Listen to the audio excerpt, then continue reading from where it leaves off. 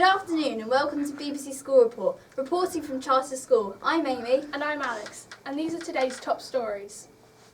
How Theresa May is planning on activating Article 50 by the end of the month. That technology is taking over us children. Thousands of tons of litter have been dumped in the Arctic Ocean. And Trump's travel ban has yet again been stopped, this time by a federal judge from Hawaii. So now we welcome our correspondent Theo to talk about Theresa May activating Article 50 at the end of the month. Thank you, Alex. That's right. Our Prime Minister, Theresa May, is planning to activate Article 50 in 15 days. What exactly is Article 50? Well, Article 50 is the beginning of the two-year process where Britain and the EU make the negotiations of divorce. At the end of the 2 years, Britain will be out of the EU, whether the deals have been made or not. So why are we leaving the EU? Well, a referendum was held on Thursday the 23rd of June 2016 to decide whether the UK should leave or remain in the European Union. Leave won by 51.9% to 48.1%. The referendum turnout was 71.8%, with more than 30 million people voting. England voted for Brexit, along with Wales, whereas Scotland and Northern Ireland both backed staying in the EU. Thank you, Theo. Now we join our entertainment reporters Sasha and Emily for the latest news in entertainment.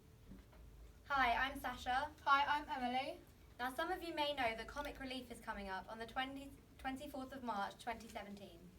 It may be the best lineup yet, with presenters including Sir Lenny Henry, Miranda Hart, Jonathan Ross and more.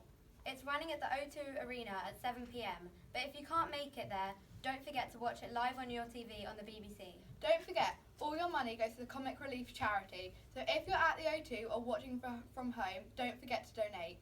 In other entertainment news, you might have heard that the modern tale of Beauty and the Beast by Walt Disney is coming out on Friday 17th of March 2017. Directed by Bill Condon, this film includes some amazing talents, including Dan Stevens, Luke Evans, Kevin Kline, and not forgetting the amazing Emma Watson, who is playing the role of Belle. Talking about Emma Watson, you may have heard a story about some hackers that got involved with her phone. 120 private photos of Emma have been leaked all over the internet. However, she is not going down without a fight. She is taking legal action to try and stop them. Thank you. Now back to Alex and Amy in the studio. Thank you, Sasha. Now we will join Mackenzie, players of Ella and Danica, to talk about technology and its effects on kids. Children used to play outside! Kids used to read books, but now look what's happened.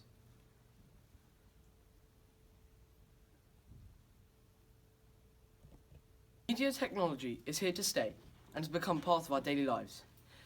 But the concern is the effect that it could have on kids. Kids are spending an average of more than 7.5 hours a day on electronic media, which includes TV, the internet, video games and mobile devices.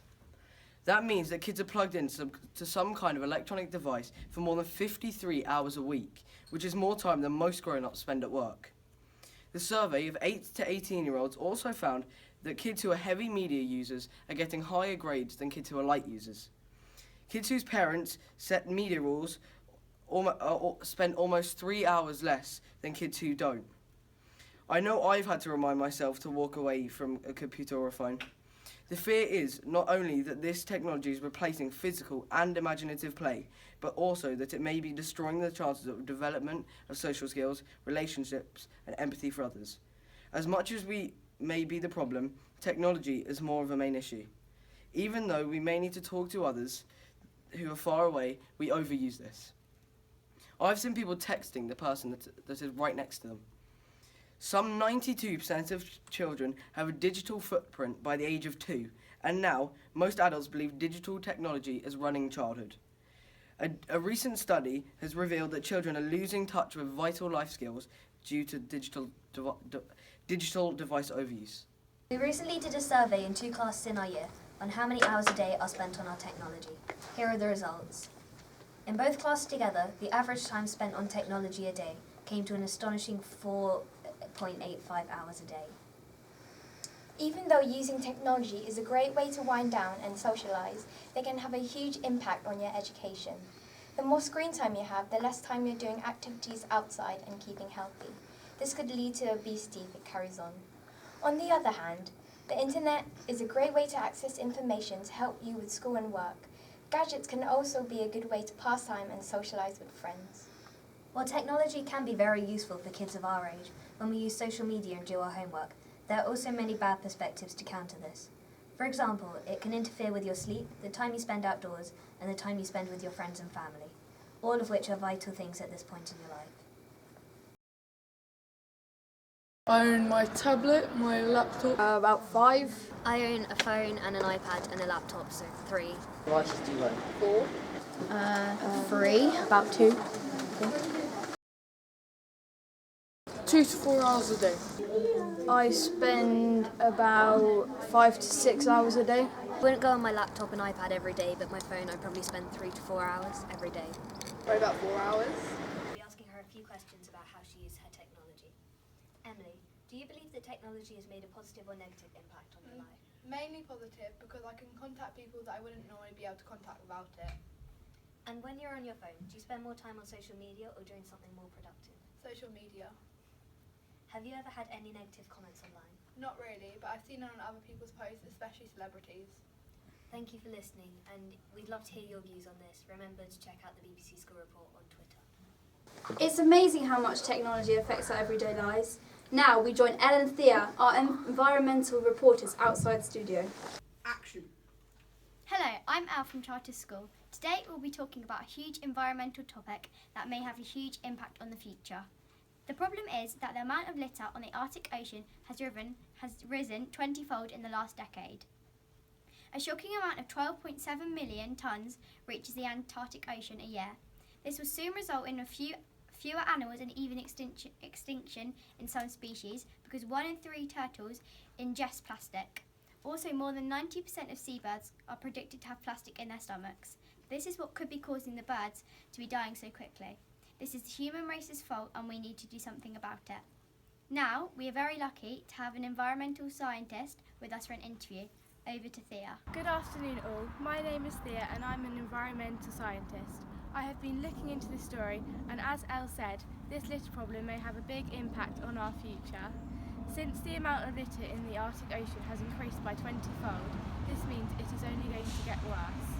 The problem is no natural disaster though. We began the problem and we are the only ones who can stop it and undo our damage. Littering and pollution are the main issues. To prevent our future from flooding over, it is vital that you do as much as you can to help. Only we can save it now.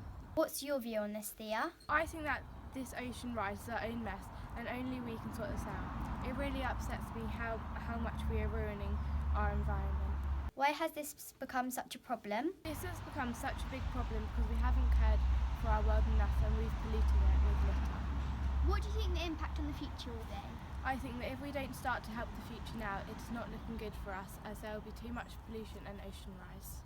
How could us as the general public prevent this? We can all help by stopping littering and caring for our planet. Thank you. It's disgusting how much rubbish ends up in our waters.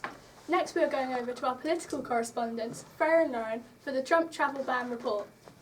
Thank you, Alex.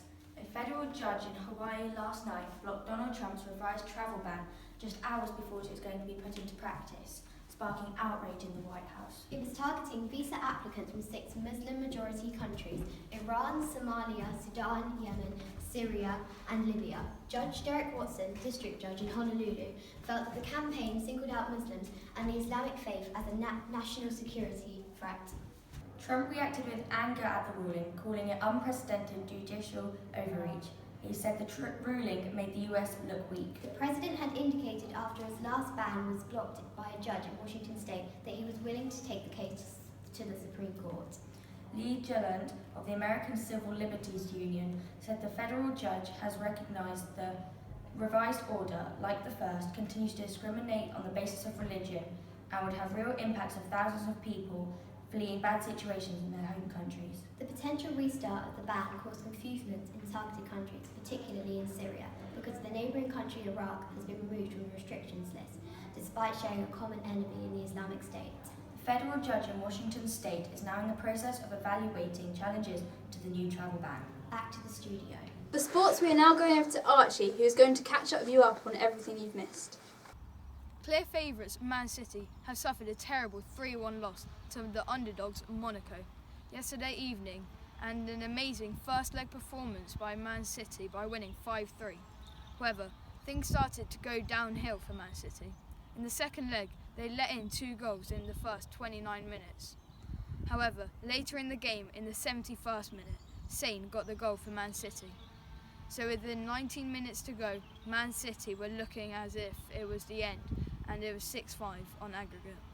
But in the last 6 minutes, Monaco scored, and they were on their way to the quarter-finals of the Champions League. The quarter-final draws will take place tomorrow at 11 a.m. in Nyon, Switzerland.